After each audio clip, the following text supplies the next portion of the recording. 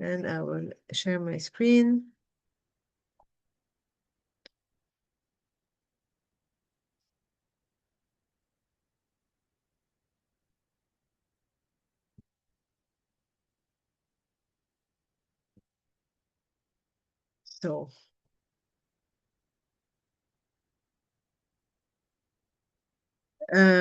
So we are here today for a session on circular solutions in HORECA and okay.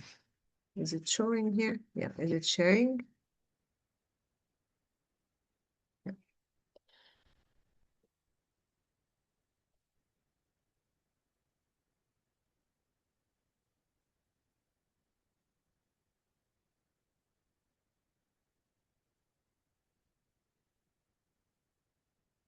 Yeah. So circular solution in HORECA and tourism. We'll go over why HORECA is a key entry point for circular economy. We'll be reviewing 3 case studies, and we'll have a quick discussion at the end with a discussion, and we'll kindly ask you to fill a survey to have your input. The project is the Knowledge Hub this project, the CCRI Knowledge Hub project, is the Knowledge Hub of the Circular Cities and Region initiatives. It aims at consolidating and expanding the knowledge base already available to the CCRI community and providing additional advisory support. The CCRI Knowledge Hub fosters knowledge sharing, mentoring, capacity building within the CCRI community and beyond, and it does so through support pathways, providing resources, webinars, and one-to-one mentorship.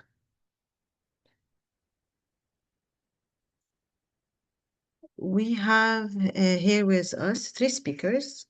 Ernest Kovacs from ACR Plus. He's the thematic lead for circular lifestyle and the project manager for waste prevention projects in various processes and operations in sport, culture, tourism, and similar industries, where they rethink business model, behavior and habits, production and consumer consumption patterns, and more.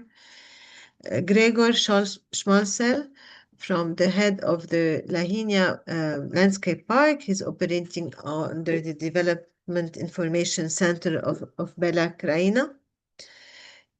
His core responsibility is coordinating various key stakeholders, including the municipality of Kron. I wouldn't be able to say that. And the local population in partnering with educational institution. He will talk to us about the Lahinia Landscape Park and the trade. And finally, Maria Wers from Alchemia Nova, team leader and managing partner. Maria started out in sustainable development at the United Nations and GIZ before joining Alchemia Nova 7 years ago. She provides technical advisory that helps cities and regions put circular and nature-based solutions into practice.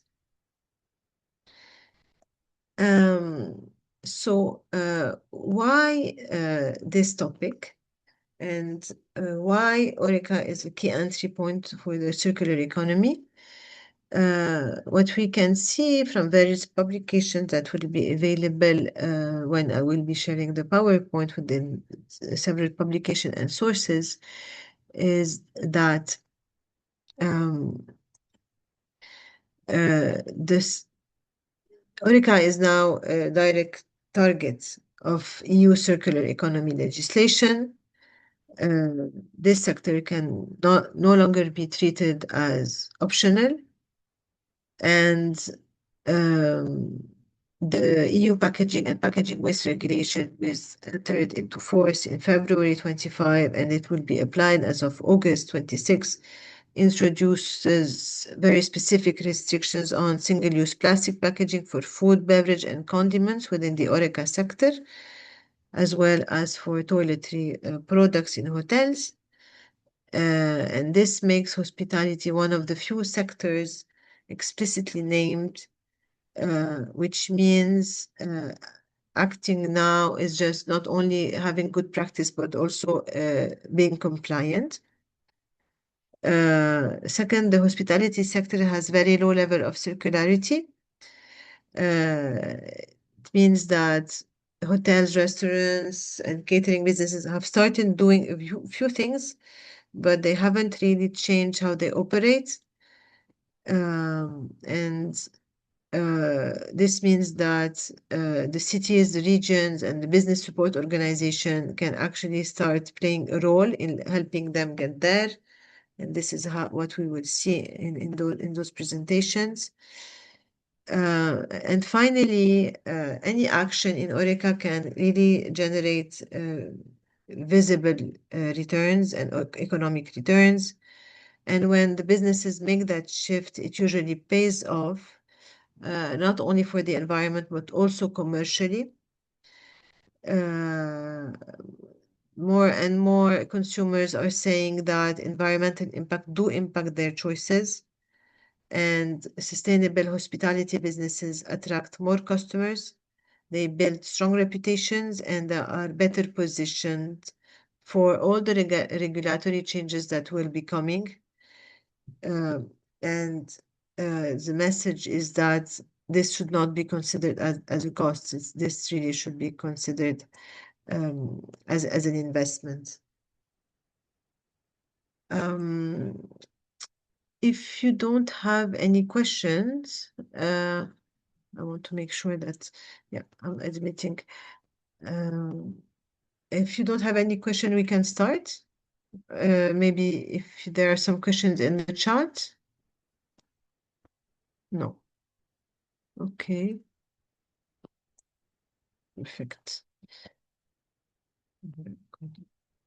I will start with Gregor.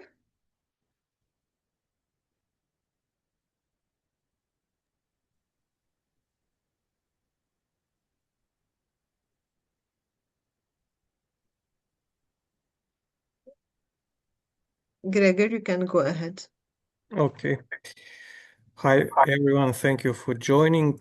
Today, I'll talk about Lahinja Trail, the very first running event in Slovenia to be awarded a certified 3-star zero waste title. Why did we even start? You can go on next slide. Why did we even start to organize such a trail? As you can imagine, traditional mass participations, sporting events leave behind a massive ecological footprint, thousands of single-use plastic balls, and so on. We wanted to set a brand new precedent. Our goal was to prove that the premium active tourism and absolute nature conservation can not only coexist, but actively support each other. That was our main goal. What is very important to achieve this? This is on the next slide. The main thing to achieve this is the power of local coalition. Since sustainability cannot be imported, it has to be built from the ground. So we have two local institutions here. One is primary school, and the second, the fire department, a volunteer fire department, and the two of them are very involved in organizing this. For example, the local firefighters handle the entire logistics, safety, water supply. For example, instead of distributing thousands of plastic bottles of water, they engineered custom water supply system to provide fresh tap water for the runners. It's very important, you can go on the next slide, that you understand that Lahinja Park has a very fragile ecosystem, so we have to be very careful to organize such a things. Our park is small, but biodiversity protected areas, but one of the most important biodiversity protected areas in Slovenia. And so any reckless behavior from runners or anybody else is actually very dangerous for this place. So we offer runners an untouched piece of nature, and in return, we demand that they leave absolutely no trace behind. Guiding, we try to be a guiding light for the others. This is on the next slide. We want to Lahnia Trail go beyond a local race. We want to act as a blueprint and practical guide for others similar sporting events in Slovenia. We think that this is actually very possible. We have developed open source guidelines and sustainable logistic protocols that any organizer can download and use. If they use this, we are not 100% sure, but some of the other organizers try to follow us. On the next slide, you can see that we have 3 courses. This is, of course, because we want to track a diverse group of runners. That's why we designed these 3 courses, each telling the unique local story, but all 3 routes share the exact same strict environmental rules. We did manage to do some very good things, like on the next slide, you can see our hard data. For example, an official audit by NGO Ecologists Without Borders showed that we are successfully separated and recycled. That is on the next slide. Yes. So we successfully separated and recycled 98.5% of all waste generated during the event. And this achievement earned us the highest possible 3-star 08 certification. Like I said, we are the only one in Slovenia. To put this into perspective, you can see on the next slide, we are minimizing the waste footprint. An average participant at the standard marathon generates roughly 650 grams of waste. At our event, a runner generated just 71 grams in 2023, and in 2024, we pushed that number down to 61.7 grams. So that means that this is a 90% reduction in waste compared to the traditional sports events.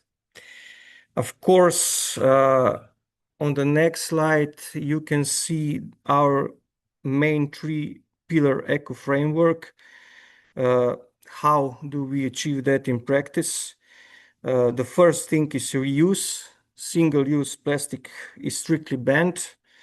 Runners must carry their own hydration pack.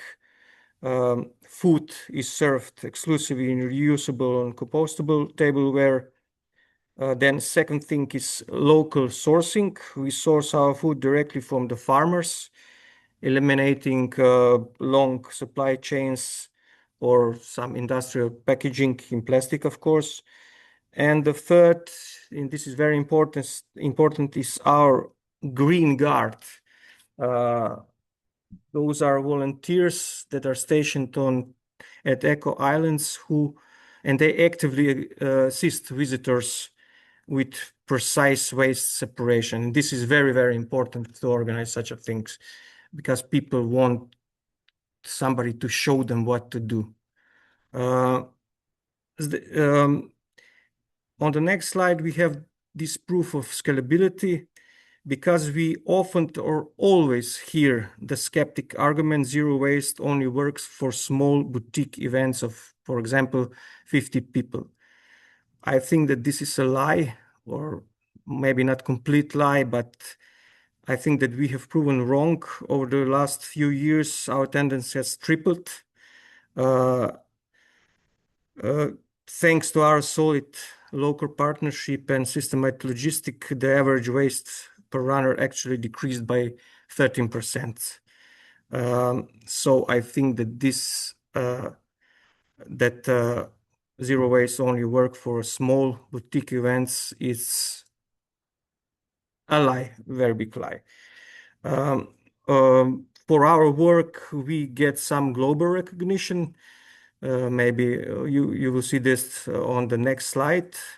At the ITB Berlin International Tourism Expo, our sustainable story titled "No Beans, Just Wins" won third place in the world at the prestigious Green Destination Story Award in the climate and environment category. Actually, this brings me to the end of this presentation. I'm going to be very short. For the end, I would like to tell you that Lahiness Trail stands as a powerful reminder that sports do not need to pollute the nature we love to explore. By connecting schools, firefighters, local farmers, and athletes, we have created, I think, a very good formula for the future. So thank you for your time and attention. Feel free to ask some question if you have one or many of them.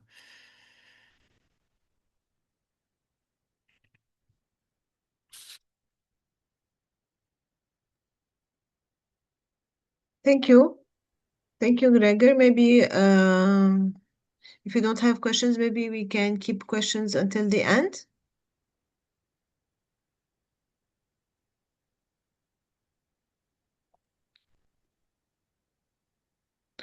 Okay. Okay, sure. Okay.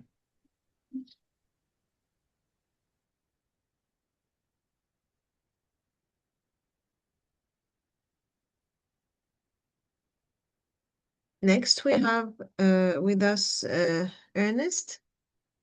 That's your application. Okay. Yes, thank you, Joanna. Good morning, everyone. My name is Ernest. I'm calling you from Brussels this morning from ACR Plus, which stands for Association of Cities and Regions for Sustainable Resource Management. It's an organization old enough to be able to have a story. We were founded in '94 during the years of some major changes in waste policies across Europe, and more pressure that was being put on local and regional authorities, starting with Waste Framework Directive. Then we went through all the incineration, recycling, etc. And now we are living in kind of times when innovation, more policies, and other things are shaping the way we produce things, the way we consume things, the way we kind of dispose of things. And this is where ACR Plus wants to intervene, because we are, after all, a network of local and regional authorities. So our members are different cities and regions across Europe. So we work with them and for them on many different topics that are grouped in different thematic areas.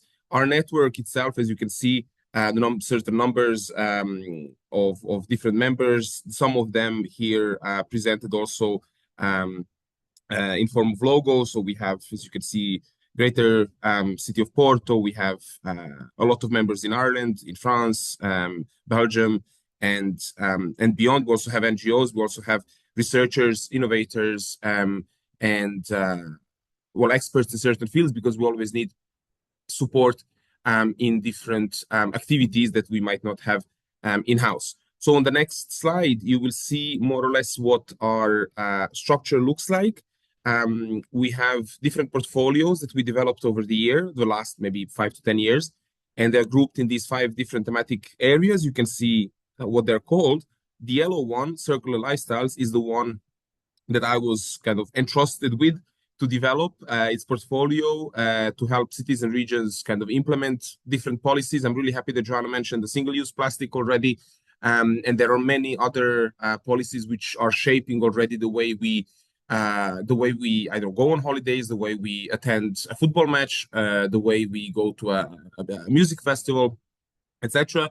And also, like, a lot of things we do outside our homes. There's also the ban on microplastics. There is the eco label. There's a lot of things that, that are out there, but people are not, necessarily aware of all this, but they don't necessarily have to. We are here to kind of implement these policies and drive the behavior change towards the one we want to see. So this is, I think, what ACR Plus is. My particular thematic area on the next slide has a short overview of what are the different projects. There are a lot of work being, as Joanna was saying during the introduction, we're rethinking a lot of processes and operations in sports, in tourism, in culture. We're also trying to kind of mainstream certain reuse and repair principles in the society.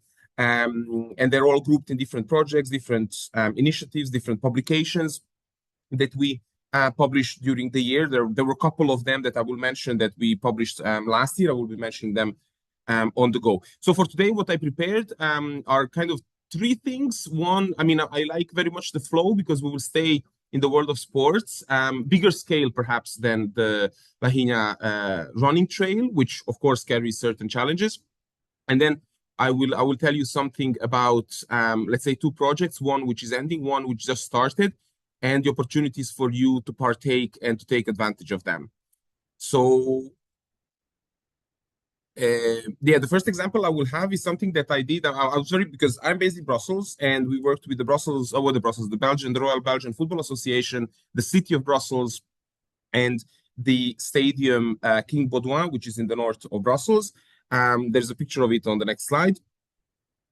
And this is something that we is an amazing example of cross-sectoral cooperation, because after all, the topic of this webinar is HORECA as one of the kind of stakeholders along the value chain. But then also as ACR Plus, I need to highlight the role and responsibilities of cities and regions. On the next slide, a very short kind of presentation of the pilot test and the challenge that we were encountering. So it's a rather big stadium, a bit outdated, we could say, 60,000 seat. What is interesting about this one is that it doesn't have a permanent user, so there is no club or anything that uses it on a weekly basis. It's used for like matches of the national team, a lot of big concerts, Metallica, Rammstein, Rolling Stones, etc. And also there is an annual big athletic event. So what does this mean? It means that different target groups are using the state. Target groups as in different, certainly there will be a difference in way someone will get to the stadium. Some will purchase things, buy. There will be always a difference between a football fan and, I don't know, a Taylor Swift fan. So there are certain things. We were going in this particular pilot into the football matches and all the pressure the stadium was feeling because the infrastructure and the model of the collection model was a bit incompatible with the household waste collection, because the household waste collection improved over the years in Brussels, and there are certain, rules and different colors, etc. But the stadium was kind of lagging behind. And then we were mentioning already the single-use plastic consumption and littering. So what did we do? On the next slide, how did we set up the pilot?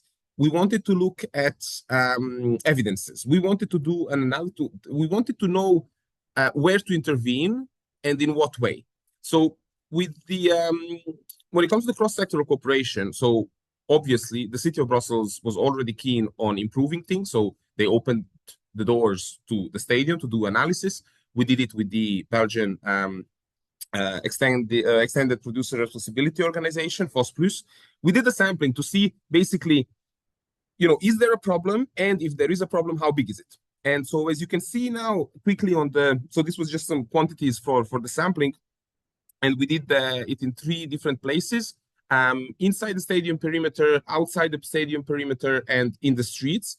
And so on the previous slide, you will see the share of plastic that's the light blue, I think, which was quite significant, especially outside the stadium premises, but in the public area where people are arriving and people consume, let's say, drinks, food, etc., prior to the match. So we knew that there is something about that. The glass and some other things were more kind of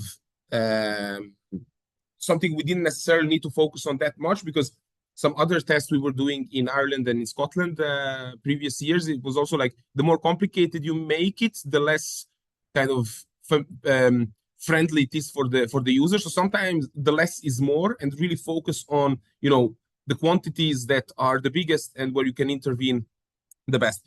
The next slide is another thing that we wanted to do in order to address the need. These are consultations, surveys, focus groups, interviews with supporters, because we need to ensure social acceptance of certain measures in tourism, in sport, wherever you want to change something. It's always good to do a reality check, see with the final user, the end users, if this is something that they are happy or ready to adhere to respect, etc. And we had some really nice outcomes, observations, results. After all, okay, this is in French, I apologize for that. But what was very important is, of course, the most visible things and things that, they can, like the end users can partake and contribute to, was actually what scored the most points. So you see that everyone saw that the waste management did not kind of meet the, I don't know, whatever the standards are today. So they put it very high, 437 out of 5 when it comes to the priority. Then the reusable cups, something that a lot of people already, have been experiencing for the last at least 5 years in festivals, in other events. And now I have the feeling that, people are surprised actually after all this, at least here in Belgium and maybe in some other countries, not to see a reusable cup during the event. So this is a behavior change that, we managed to achieve. The collaboration with HORECA, of course, because without them, this wouldn't be possible. Of course, there are different models. Some of them are more complicated, some of them are less complicated, some of them more efficient, some of them are less. So I'm sure someone already wrote a book about that. And then, as you can see, all the other things that are visible to kind of a human eye is what was the biggest priority. And then also here, certain statements, as you can see again, decreasing the impact, the environmental impact generated by waste, removing single-use items, and then also something that was interesting that we were happy to see that was recognized as a challenge, as an issue, is all the waste generated by the contractors. So basically, those who work for you for the event to happen. This could be the sound system people, this could be the food and beverage providers, this could be anyone who has a role in an event, because after all, they are an entity for themselves. So, we need to have them adhering to what we want to see. And this example was very nice because the participation of the caterer, so all those food trucks and bars, etc., was very significant here. So what did we do for this particular pilot? I think the next slide should be results or some images quickly. So the results. So I will tell you where you can read much more about this. But there are certain results that we observed in terms of the quantities, in terms of the capture. So all that plastic waste that was collected in residual waste, we managed to capture most of it. I think 83.2% was the capture rate of plastic and metals and cans.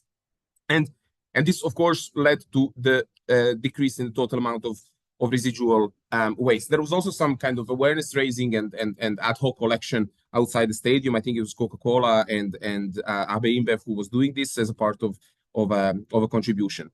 On the next slide, yes, some of the conclusions. So inclusion of all stakeholders along the value chain, from owners to users, for different reasons, for evidences, for trends, and as I was saying, social acceptance, something very important to ensure before you actually invest time and money in changing something. Strong possibility and influence of new business models and adaptation. As I was saying, if someone wants to get a job, as in like if you're a caterer or if you're, I don't know, if you're doing anything that the event organizer needs for the event to happen, this is where the event organizer can insist on certain things and ask the contractors to contribute. And again, I will repeat evidence-based planning and modeling. There is a story about this on this particular website. This was a project with 4 football associations in Europe that ended last year. And we have a very nice collection of webinars. It's a webinar series made up of 5 episodes. And there is one on events themselves. And there you can hear from different people working in different departments, different organizations, what they did. Now, to move away from sport quickly, I will tell you another resource that you can look at when it comes to events. the HORECA sector. And that's the this one. That's it's an Interreg Euro project, which is I think ending in December this year. It was a journey of 4 years of learning, exchanges, study visits, and much more. A lot of good practices were also exchanged there. The project itself is there are 5 cities that wanted to work on this. You can see them below: Malaga, Krakow, Klaipeda, Bologna, and Thessaloniki. Because these cities organize big festivals, events. It could be a marathon, could be a film festival, could be this, could be that in their cities. But they were missing some kind of, not necessarily knowledge, but like how to approach and how to kind of where to intervene in making events more sustainable. So we came up with this particular project to help them, to let them talk to each other, to visit each other. And the result of this exchange, these 4 years of exchanges and learning, can be found in a magazine on the next slide. There's a magazine. Okay, we'll not play the video because I think it's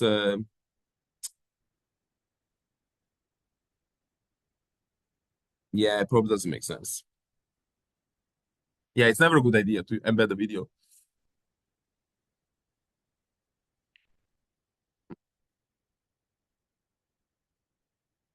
And so the next slide, you will just see quickly, briefly, the outline of the magazine that we published in winter last year.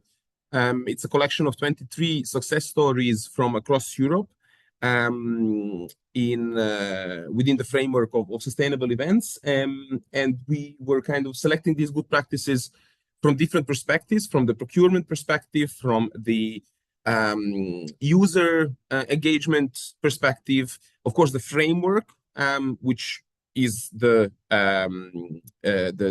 reason for things to happen, and then we were also looking at different events. We covered religious events, we covered business events, we covered pilgrimages, we covered sport, culture, a lot of different things. So on the website of the MINEV project, if you Google Interreg MINEV, you will find it on the homepage. That's something that we published last winter, and I think it attracted quite some attention already. For the end, I think the next couple of slides is just to announce something, something very relevant to this particular topic of this webinar, HORECA and tourism. This is exactly what this project is about. 5 islands, we have 5 pilots in Spain, Greece, Croatia, Italy, and Malta. Single-use plastic directive is the reason for this project to happen, because islands, especially small ones, which experience seasonal variations in tourist numbers, waste quantities, are the most are paying the biggest price, because the infrastructure is not adapted to, let's say, some islands who have a year-long intake of tourists, like the Canaries, for instance, or some other bigger islands who can develop or afford an infrastructure for a year-long tourism season. And so this is what this project will be addressing. So I think by the end of this year, so this is probably something important for you, and especially if you deal with like Joanna, if you deal with businesses and if they need to test or validate certain things. On the next slide, the next slide briefly explains. Okay, sorry for the amount of text. I just wanted to kind of have the number of slides lower. So what are we doing here? Right now we are addressing we're applying this 3-pillar model that we are using in the research to see, as I said, to find the evidences, to know where to intervene, to what extent, etc. And the 3 pillars are the policy overview. So to what extent different policies, either the SUP directive or other measures, economic, financial, etc., beyond the SUP directive and beyond the national extended producer responsibility scheme, exists in these little municipalities or islands. So we are reviewing this policy to see where are the gaps in policy and implementation, etc. We are also looking at the HORECA businesses. There is an ongoing consultation with the HORECA businesses from these 5 islands. I'm not involved in that one, but the results will be known by September. I'm very much looking forward to that.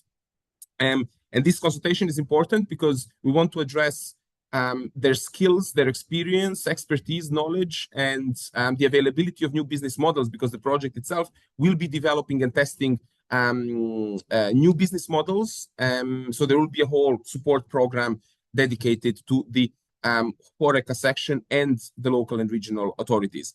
And this is just one of the short-term outcomes that should happen by the end of the year, already in autumn. And then the expected outcomes for the rest of the 4 years, I think, 3 years left now, are these. Of course, there will be guidelines, etc. But what is the most important and maybe most interesting for you is point number 3, an expanded cross-border network of tourist islands to share and apply the 3-pillar loop zone model in new locations across the Mediterranean. So if you are from an island, or you know someone who is from an island or has a business on an island in the Mediterranean, please let me know, because there will be an outreach activity to find kind of associate partners, replicators, who would be taken to all these different destinations to see what is possible, basically in the HORECA and the tourism sector when it comes to plastic reduction. And I think this was my last slide. I didn't look at the time, but I think I fit in the 15 minutes. Yeah, as you can see, ACR, I mean, we're doing quite a lot at ACR Plus. There are other thematic areas. There are many cities I'm working with right now. There is an initiative I'm very proud of that we're doing with the municipality of Novo Mesto in Slovenia, Dubrovnik-Neretva County in the very south of Croatia, Brussels region always a dear partner in different initiatives. So there's a lot of things going on when it comes to sports, tourism, HORECA, business models, also seas and ocean regeneration. So yeah, I invite you to visit the website and get back to me in case you find anything interesting there. Thank you.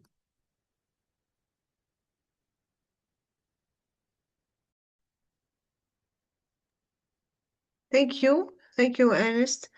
Very interesting to hear. I will see if we have any questions in the chat, or we can keep questions until the end. What I want to say is, first, it's very interesting to see that there is some potential for local business organization to support in identifying business models. And I like to see that business support organization are also involved as stakeholders. I think they are a very important actor that sometimes could be overlooked, but this is only my own observation. And what we try to do in the CCRI mentorship is making sure that local municipalities have strong ties or are acquainted with the local business support organization that can support them. This is a very important point. I also want to thank you for providing those resources. They're very helpful, the links, the different projects, and those will be included in the PowerPoint presentation. So, I mean, this 2-hour webinar does not intend to fully cover it, but I'm sure that all those publications and resources will be really helpful for the attendees. Meanwhile, let's see. So, Rijan Katay, do you have a question? Yeah, it's not really just a question, but regarding the tourism, I would like to ask to Ernest, when we are talking to tourism, please keep in mind that not just the culture of the beach, but as a Dibra municipality, we have a great places here to visit, which are not on the beach, but we have mountains and lakes and rivers, and it could be very interesting and helpful for us if you put in your map our municipality too, and it will be something good for us. You don't need to worry. Municipalities like that are very often a part of different initiatives, not this one in particular. There was one that we completed recently, maybe 2 or 3 years ago, and here we were addressing a lot of inland destinations. We also were addressing destinations that are kind of popular among a certain target group, because just like what I was saying for the stadium, for instance, there are concerts, there are athletics, there are football matches, etc., and the target group is different. So the same applies to the tourists, because very often those who will go to hike in the mountains are, I mean, based on some observations from before, are often already more, let's say, environmentally friendly and careful about the waste generation or how they consume things or how they treat their waste. Then, for instance, city trippers, like for a long weekend, or the big hotels on the coast. So we were addressing also these different target groups, what they all have in common. So this is something that we must not forget, and this is something that should give us the motivation to continue, is the fact that a big majority of them want to maintain the good waste management, let's say, I don't know, rules they have at home that they are doing for like tens of years already, to be able to do the same thing when they are away from their home, on a holiday, at a football match, in a festival. And very often, one of the reasons why such things are not happening, at least according to them, is because the infrastructure there that's put in place does not meet does not allow them to do so. So there will be, can you repeat again the name of the municipality? Dibra municipality. Debra, okay. Dibra municipality is in Albania. Yeah. I met people from, what was the name of the municipality? Last week we had a meeting, and Debra is something I will get back to you on some. Actually, we have we are cross border. I mean, with North Macedonia, and there are two Dibra in Albania and Dibra in North Macedonia. So okay, we're okay. talking about the Albanian part. Great, thank you very much. Thank you. Thank you. If you don't have any more questions, I will share the last presentation.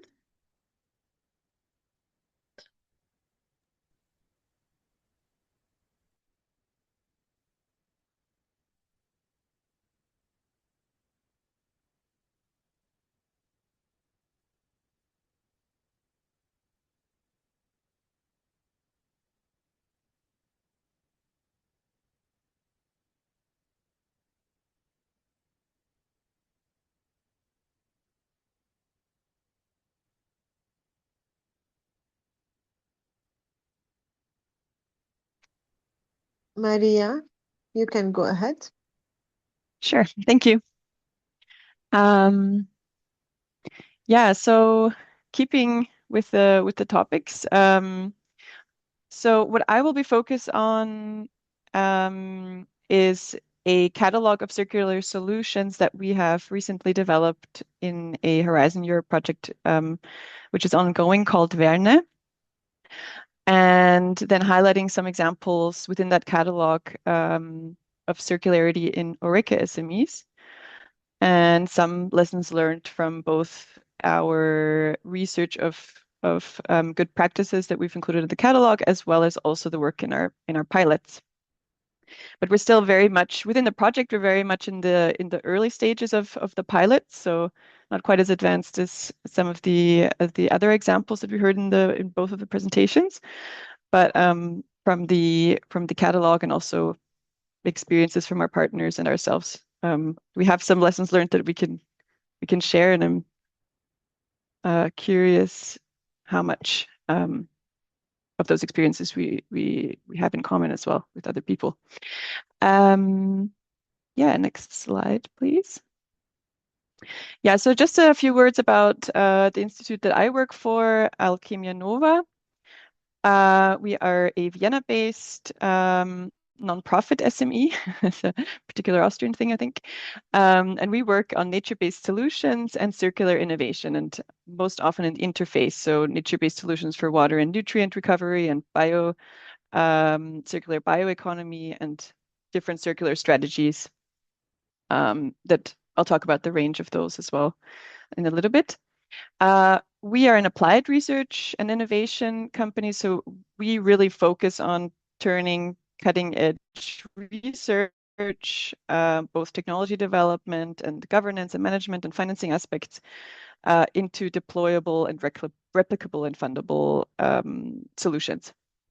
Within the Verne project, we developed, and it's a living document, so we continue to co-develop the catalog of circular solutions for tourism. And then we are also working on one of the demo sites, which is on-site water and nutrient cycles in a big accommodation facility. We support agencies and businesses from strategy to delivery. What I want to talk about in my presentation is I want to introduce the Verne catalog, what it is, how it's built, what we can expect. It's not yet online. It's about to go online. Will probably be just after summer. But yeah, and then also some lessons learned, as I said, about from the examples that we've gathered from Europe and also beyond. Next slide, please. So introducing the Verne catalog, thank you. So the objective of, first a few words about the Verne project, who's not familiar with it. We've been running now for 1.5 years. So a lot of results are yet to come. We're very much sort of in the establishment phase with all the stakeholders in our pilot destinations. There's 5 of them. One is in Santorini in Greece. One is in Finland, the Uusimaa region in southern Finland. One is the Danish island of Bornholm. One is the Danish-German border region. And was that 5? I think so. No, Slovenia, gosh. Slovenia, the Pomoria region in Slovenia, close to us, Austria as well. The mission of Verne is to make circular solutions accessible. So there's a lot of strategies and maybe sometimes abstract R strategies and things like that. And the mission of the Verne project is to provide a knowledge hub, which is this one-stop shop, which is also in the title of the project. So that's the ultimate hub. And also to test and develop and co-create circular practices within the destinations and in collaboration with the private sector and also in some cases the public sector and business promotion agencies, which we heard now are important in the pilots. And then of course the catalog of circular solutions, which is going to be part of this online one-stop shop. And you can see our partners here in the map. So yeah, this map, thank you. Next slide. So the catalog at a glance. So it's basically aimed to be broad and cover. It's aimed at to cover all the possible solutions that can be taken by different actors in the wider tourism sector. So that includes the built environments. We've got here 5 categories of solutions that can directly be adopted and where it will directly have circular economy and sustainability impact. So that goes into the built environment, resource efficient infrastructure, as well as main resource flows like water and energy. Then the second category is different things that actors can do towards waste prevention, going into food and organics is a big group, of course, recycling and heat recovery. So it's to a large extent, it's very innovative solutions that have been tested in industry and in the business real operational environment, but also some more established solutions that could be still adopted a lot more widely. Then the third category is sustainable mobility and logistics. Then circular hospitality and service models, product as a service, access and use over ownership models, repair, regional food loops, approaches like that.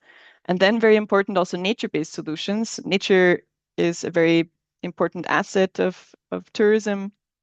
For example, in our environment here in Austria, nature is our main source of visitors, or the main reason for people visiting Austria, apart from, and our cities only come after that. And in many places, that is also the case, and this needs to be protected and conserved. And then there's also solutions that make city tourism more enjoyable in these heat waves that we're experiencing right now. And then, of course, also in the domain of food production. And then we also cover some system level enablers, like digital tools, gamification for nudging visitor behaviors in a city, for example, dashboards for monitoring and communication, different virtual experiences, and then governance and collaboration models, destination level strategies, like branding strategies, communities, platforms that can cover a entire destination and take over some of those activities that single businesses can't do, but can be part of to create shared resources or exchange of residues and recovery. Next slide, please. It's grounded in some of the basic principles of circular economy, of course, mostly aligned with SDG 12 as well, responsible consumption and production. It covers the principle of eliminating waste and pollution, circulating products and materials, and regenerating nature by design. And then also importantly, this principle expressed here from UN Tourism, which is from moving from doing less harm to creating value. And I think this is also a very important driving principle when working with businesses, because oftentimes, and I was going to mention that a little bit later, but often tourism businesses are micro enterprises, or at least small enterprises, and they really share the bulk of the different organizations operating in tourism, and they don't have often the capacity to do things purely for sustainability's sake or to reduce, but rather to create value and harness the potentials of circular economy to create value. That's probably a low-hanging fruit. Next slide. So just that was a little bit of background of the principal foundations of the catalog. Basically, we'll have the options to filter by. So while this is not yet online, we have already used it in the project, also communicating with stakeholders outside of the project. Outside of the consortium. And we can also already share that with anyone who is interested before it goes online. And of course, we'll broadcast it very widely once it does. But basically, we have a huge number of examples, of real world examples, 200 plus. It's actually 220 plus, structured into the 7 categories and about 30 subcategories, and then 70 plus individual solutions like rainwater harvesting, wastewater reuse, NBS for cooling, public spaces, that's sort of the level of solutions. And then to be able to navigate through the host of information, there's a filter to be able to identify quickly which solutions are relevant for you, either to filter by target groups, like HORECA stakeholder, or also more specific, then solution types as well as scale, so destination or building, for example, or individual business. Then it comprises technical solutions related to infrastructure, for example, or resource recovery, as well as social innovations and business innovations and digital tools, as I mentioned. There's also, each solution is associated with selected KPIs that could quickly help to recognize which goals or communication, KPIs, performance metrics, they can directly contribute to in terms of environmental goals or social or economic. For example, at destination level, if there are goals to create more off-season visitors, or to direct to new areas, diversification, of course, revenue, things like that, cost savings. Then, yeah, every solution has multiple examples. So it's about 3 to 5 per solution. We have very diverse examples from different countries. We try to illustrate the wide applicability of each solution with very diverse, geographically and climatic also diverse examples. And they're all mature solutions. So while many of them are innovative, they're always beyond the research stage. So there's always examples that are applied commercially if we were talking about businesses and operational. Next slide, please. Yeah, and basically what this does, it provides proof ultimately that these things are applying them, and also obviously this, it helps to see some kind of quantitative achievements. For example, there is the Bella Mossa app, basically, where basically it helps tourists to track their CO2 emissions, choosing more sustainable mobility through. It's applied in multiple cities in Italy, but for example, I think this is Bologna specifically. And you get points, and then you can trade those in cafes and shops around the city. And this has been a quite successful model and has had a lot of positive impact. Or an example in a specific hotel in Australia. So there are some international examples as well, which is, for example, the Grand Hyatt Hotel, which saves 12 tons, sorry, which composts 12 tons of food waste each month, cutting around 100 tons of CO2 a year purely with this intervention.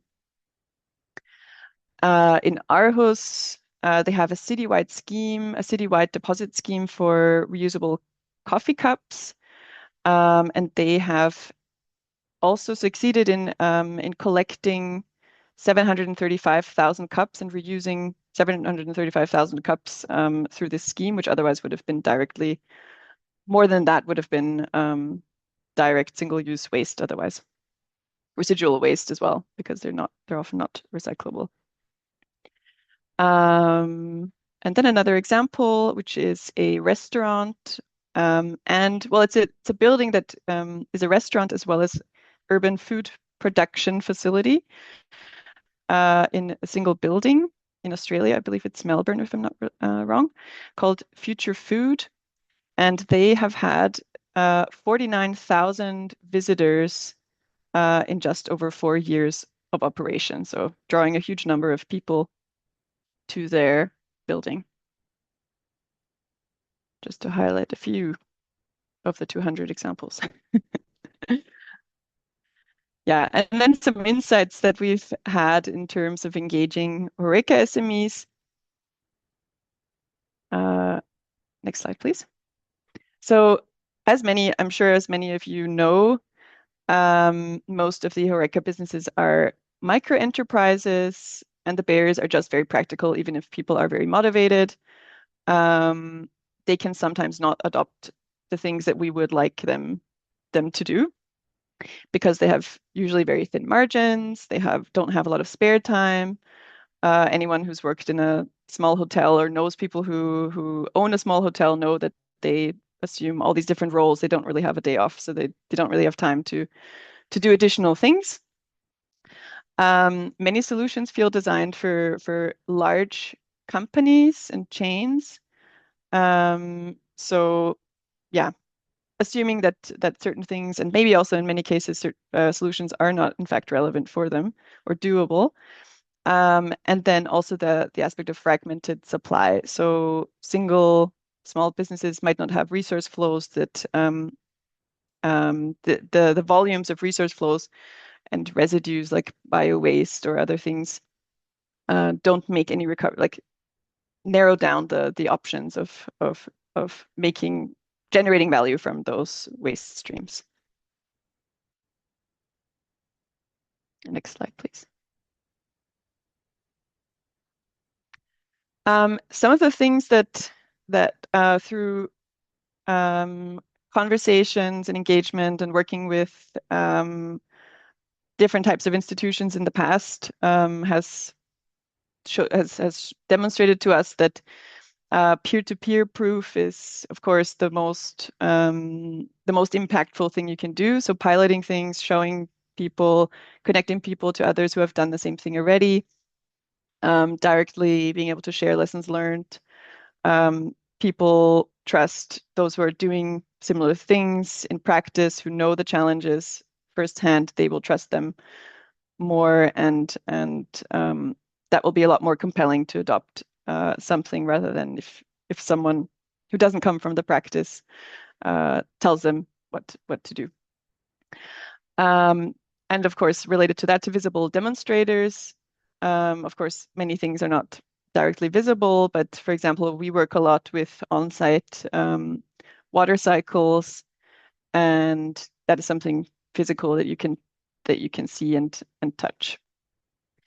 Lead with the business case, something that I touched on earlier. Sustainability is great, but for someone who has a very thin margin and not a lot of time, that can be a great idea, but difficult to do. So where you can, and it's often possible to make a business case, lead with that, and then sustainability is a bonus. I think that sometimes we do see it working also with nature-based solutions, that there is actually a clear business case, but the benefits, the top-down communicated benefits, are often sustainability first, and that can be sometimes a distraction actually of the viable business case that is there. And for businesses who don't maybe have sustainability mandates, the business case is ultimately what will drive the decision. Bundle. Oh yes, and something interesting also I wanted to mention in relation to the sustainability. There is often still the assumption that a sustainable solution. I just recently heard that again in an interview I conducted, that sustainability is sometimes assumed to be more expensive, just per se. So that's also something to keep in mind when communicating and thinking about who you're communicating with, and what to frame and what maybe to focus on, so in order not to distract from very clear metrics that will drive decisions, basically. Yeah, then bundle and broker solutions. So DMOs and business clusters are very important because they have the network of businesses already, and they can basically implement platform solutions, have the community ready, and can absorb the hassle that is too much for individual businesses. And then the final one is a key lesson learned, or also not really lesson learned, actually. It was already a strategy applied in our pilots, which is to start small and then stage. So very much the approach of what kind of low risk changes can be done, small steps, and then successes, and then building confidence, and then working your way up from there. This can be very small but impactful things, like in most hotels, certainly that I've been to, it's in your room, you actually cannot separate waste. I mean, you can decide to take it with you and put the paper in a paper bin later on somewhere else, but just putting a second or a third bin into the room, can be very small, labeled, will help people who separate waste at home just separate waste as well when they're traveling. Next slide. Yeah, and just emphasizing really again the importance of enablers and gains coming from shared infrastructure and governance. Shared infrastructure is a circular economy principle in itself. But yeah, really the important role of clusters, DMOs. Single businesses can adopt certain solutions. Other things need to be convened and de-risked, funded, perhaps certified by clusters and DMOs. And then destinations can actually achieve those shared loops also communicate and utilize those to draw visitors as well. And yeah, for example, in Aarhus, where they have the citywide deposit, if you could, yeah, Pihlachtal, which is a region in Austria, which actually was a bottom-up development of this destination brand around these fruits that you can see in the picture here. The Cornell cherry, or locally called Dirndl. I think it's actually something that grows, that is native between Austria all the way through the Balkans. But basically, this small region in Austria was not a tourist destination at all. There was a seminar hotel which brought businesses in for retreats and things like that. But then basically they created this destination brand. And it's also very much circular because they process all the parts of the dirndl. So certain you can find different objects from heat made from the stone, the pit in the middle. Of course, the fruit, and from the pit they make all jewelry and like these heat cushions and lots of other creative things, and it's been very, very successful. And yeah, created a new revenue stream for a lot of businesses across the food value chain, and of course, a lot of visitors for hotels and guest houses. And then another example is the Guadalhorce Green Corridor, which is a regional green corridor connecting many municipalities, I think 8 municipalities, and yeah, draws visitors to places that otherwise were not visited or well known, and now there's this regional trail that is a biking trail and connects several municipalities that are worth visiting and have all sorts of new visitor experiences emerging. And then the next slide is, I think, my last one. Yeah, so at the next opportunity, I'll probably be able to show the live catalog online already, but we already have some fact sheets that we'll be distributing, and in the background using all those examples already for communicating with stakeholders in our pilots, and happy to do that externally as well. So please get in touch, and also happy to share exchange on experiences with the pilots, and also share lessons, exchange and learn from projects that have done similar things already. Thank you for your attention.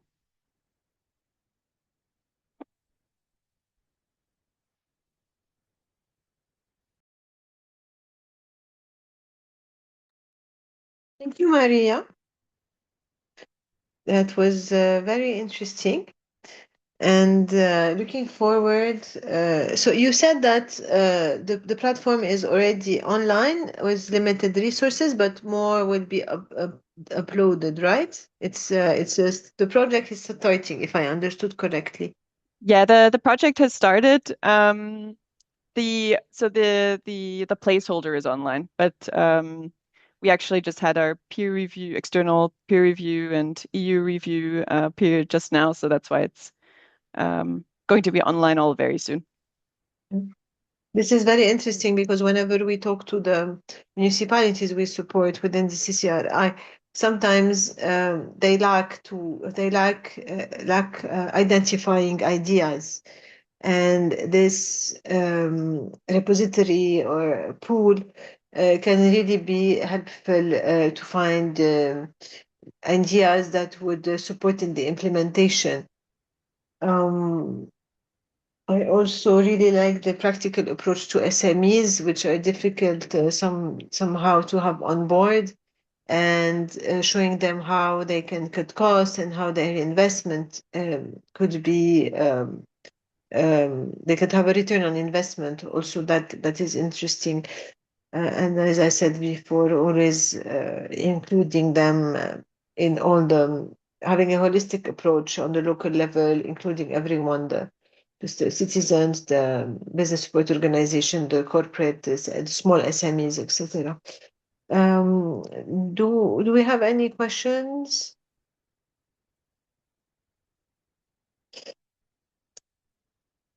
I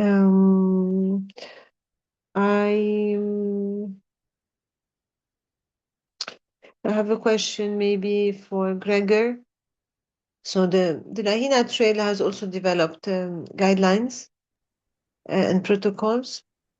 And I'm thinking that, for example, this is more for Maria. So you are constantly looking for new practices that would be included, or is it a specific group that you are targeting? Are people Yeah, thanks. able Just to? Yeah. to add, yeah. Yes, that's actually a very important point that I didn't really go into. So yeah, it's once you will be online, there will also be like a form or an input, an input form basically where anyone who's there and comes across it can add their own initiative or their own success story really. And at the same time, anything that we become aware of, we are also adding consistently. You're adding it. Yeah. And how are is there a kind of a matchmaking that could happen, or are the contacts available online? Are they, for example, if I have say like a municipality in Spain, let's say, who want to organize something related to a trail, let's say, would they be able to have direct contacts, or is it through the platform? So we are providing contact details. Usually, it's like the info at Yeah. whatever public email addresses. But yeah, we are including those to make that a lot easier. And yeah, we should think about more direct matchmaking strategies. Probably our Yeah, communication partner has some plans. probably, You could talk about that. probably. Yes. Um, I had a question for Gregor about the guidelines and the protocols that were developed, and I wanted to know if there are any challenges when you were trying to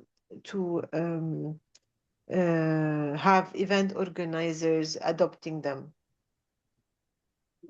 Yes, the biggest challenge is resistance to change or the Okay. status quo mindset. Uh, they always say it's too much work.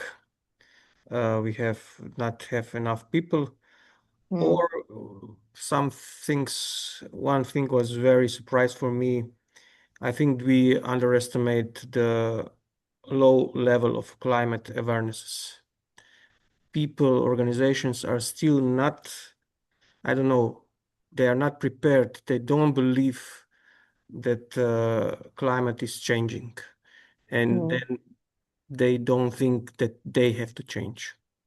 That was actually the biggest thing. So this resistance to change, staying is status quo mindset is the biggest problem, I think. Yeah. I mean, hopefully, when people are getting impacted, I mean, I'm thinking about the heat wave that happened last week and will probably happen in the next few weeks also in Europe. We see that in the media, people are more and more getting aware of that. Hopefully, when they are impacted in their daily life, then they can be more aware of that and the impact of small actions that people can have. Yeah, but I think Um, they are wearing this only in these 3-4 weeks when this heat mm, is here. mm, After a while, they will forget, and mm, nobody will care about this. And this is very, very. I'm surprised that people yeah. are still not thinking about this very big climate change. We in Slovenia don't have winters anymore. We have summer and 3 other seasons together in one. Mm, mm. I also had a question for, who had written it here? For also, yes, for Ernest. I had written it, yeah. I'm not able to read my notes anymore. About the procurement you mentioned, Ernest. You mentioned that you wanted to work with suppliers, right? And is in your procurement policy mandatory to showcase that they have some rules, guidelines in place, making sure that they comply from a sustainability perspective? Does it make sense? Maybe I can reformulate. No, I think I know what you have in mind. Procurement is a very specific science. You could call it even science, and there are people who deal with procurement. We have two colleagues here at ACR Plus who are experts in procurement.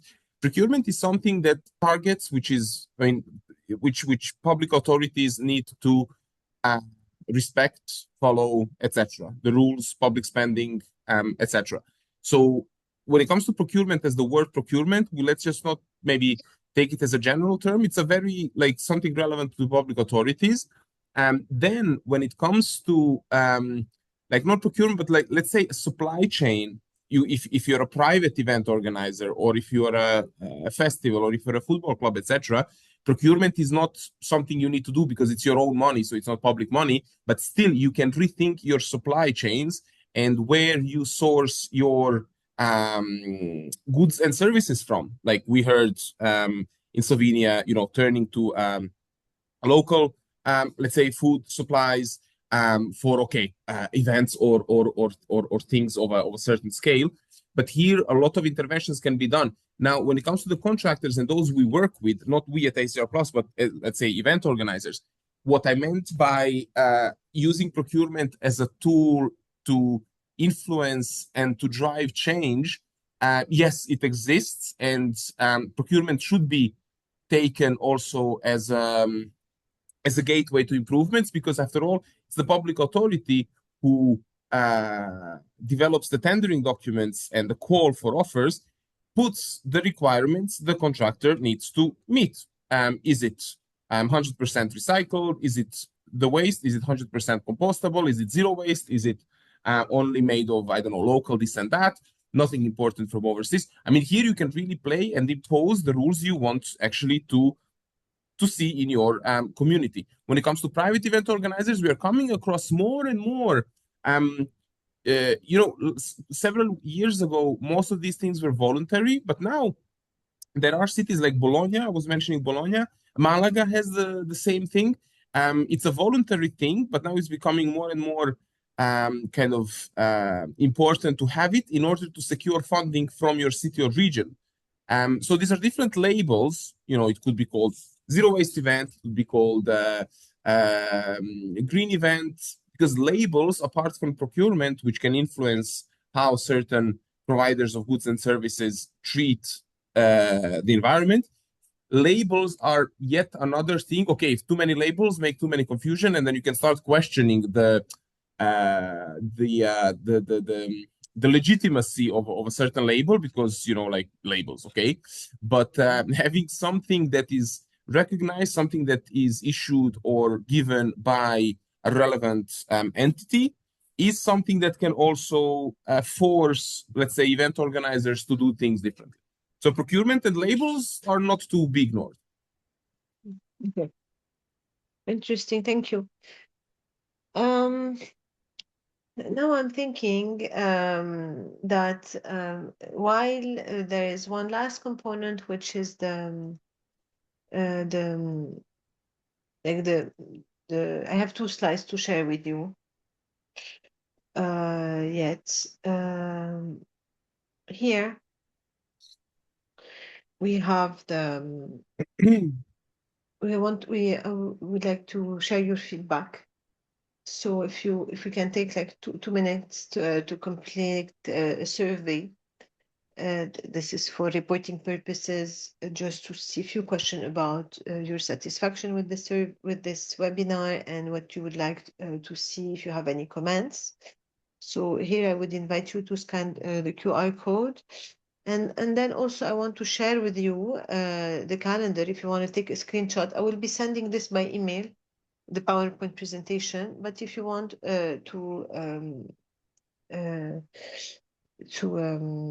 maybe take a screenshot of the upcoming webinars under the CCRI under the CCRI hat. So here it is. And while you share your feedback, I'm thinking like to end on this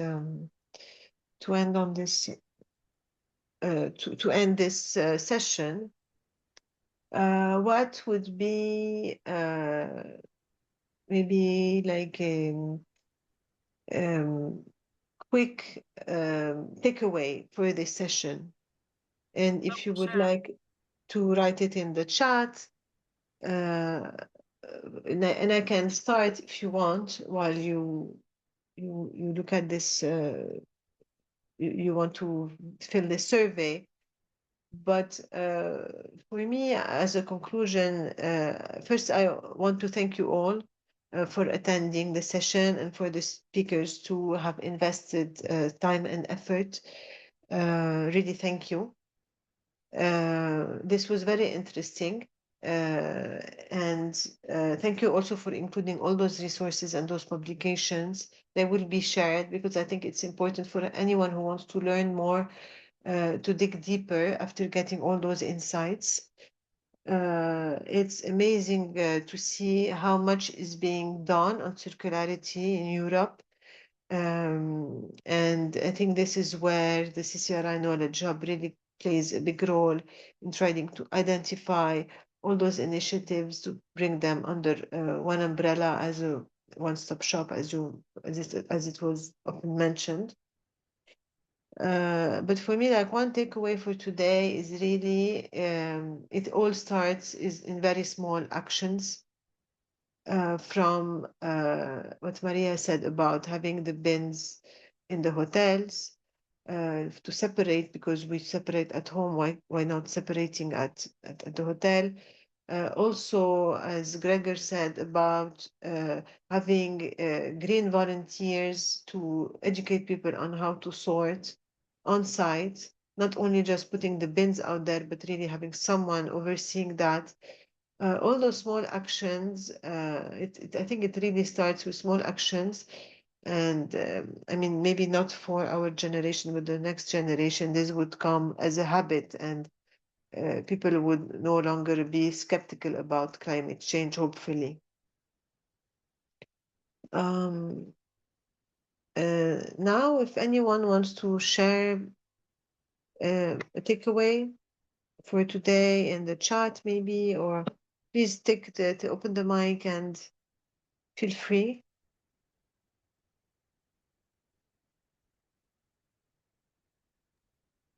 I would maybe the only like something that I was happy to see was Maria's slide there on the barriers in SMEs and what should be addressed and how to eliminate that slow uptake or the risks for the SMEs, because we have to have in mind that SMEs, like every risk is a big one for them, and through clustering and the brokerage, or what was that one of the kind of possible solutions, is something that could be or should be the way forward, because peer-to-peer education, and when one sees what another SME does in another country or within the same country, etc., like it becomes it can easily turn into inspiration and support and drive the uptake. So I was really happy to see that summary on that one slide. Yeah, I agree. This was very interesting. Also, this really what's in it for them aspect. Do you need more time to fill the how would you call it, the survey? If not, we can end here, unless you have things to anyone has anything else to share. Yeah, also from both of from Gregor and Ernest's presentations, I think for me, it's always very it's always very great and encouraging to see that things are being done at really large scales, and in fact that it's possible, because it seems like, an unsurmountable task perhaps, and if you do solve it, it's a huge chunk at once. And yes, it was really, really good to see those examples. So thank you, Maria. Thank you, Gregor and Ernest. Thank you so much. This was very interesting, and hopefully we can collaborate again sometime in the future. I'm sure that I will be talking about your initiative, your projects to the municipalities we support within CCRI. A lot can be done in terms of collaboration and synergies. And the PowerPoint will be shared with everyone who attended the session. And thank you all. Thank you. Thank you. Bye-bye. Thank you. Bye.